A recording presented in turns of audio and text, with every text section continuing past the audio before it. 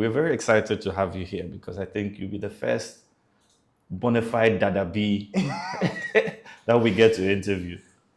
So tell us about your childhood, starting with East Airport. What do you remember? I remember how I got this scar right here. Okay. I think it was such an interesting. We were at assembly and dude, don't close your eyes and walk around because there are pillars in the school. Wait, hold on. You were at assembly in school. What's the name of the school? East Airport. East Airport International School. Okay. Yeah. How old were you at that time? I think 7. Okay. But why would they say you shouldn't close your eyes and walk at assembly? Because of the pillars. They were square pillars. So. But you were walking around with your eyes closed whilst walking at assembly? No. It said during school hours, do not close your eyes and walk around. Otherwise, you might hit a pillar. The reason why, I know you're saying this like it's normal, but I don't remember people closing their eyes and walking around in school. Was this something that was happening at East Airport? There's a game, Jack, where are you? Okay. I am here. Okay. Yeah. So I think it might have been popular in the school, that's why. Okay. But I was like, you know what, let's play the game. Like, I'm going to open my eyes. It's like just a bit, so I'll see through and not hit my head. And I gathered some friends and decided to play the game. I was opening my eyes a bit to see where they were, so I don't hit the pillar. And for the split second that I did close my eyes, I hit a pillar. The pillar came out of nowhere. Yeah. So then what happened? Were you bleeding? Yeah, it was a lot. The scar, there was blood everywhere. Okay. Took a school bus and took me to a clinic. Okay. Funny enough, I wasn't living with, but I used to stay with my cousin, my dad's sister's daughter. Okay. What's her name? Layla. Okay. So we used to go there a lot. I just loved being around her. So my mom and I so the clinic was close to her house. But I was in so much pain and I was so dizzy. I wasn't thinking about that.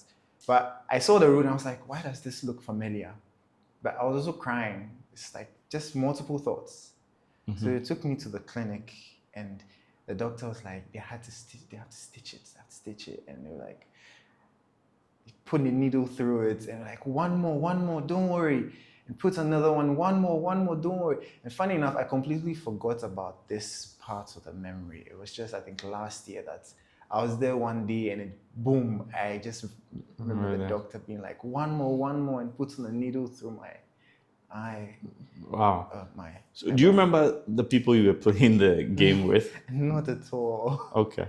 But this must have been a big incident in the school. Must have. Yeah. So you were about 7 then. And before then, were you a boisterous child? Were you climbing trees, running around? Or no, I was more of a quiet and reserved child. Okay. Did the injury have any effect on you, do you think, in terms of maybe taking instructions, listening to others? Because you're saying yourself that the instructions were given explicitly in school that don't do this. You decided to do it, which means you don't like to listen, right? And then there were consequences. What do you think did that have an impact on you or not really? Thinking about it now, I think so, because thinking back, growing up, I just listened to instructions. I mean, if it did make sense, and yeah, I just listened to the instruction. Okay, so that's after the incident. It seemed like, thinking about it now, it is very simple. You just do what it's tell you to do. It's not that hard. So thinking about it now, I think, yeah. Okay. It might have been a reason. Did you ever play the game after the injury? No. I can't remember playing that game. After that injury? Yeah. Okay.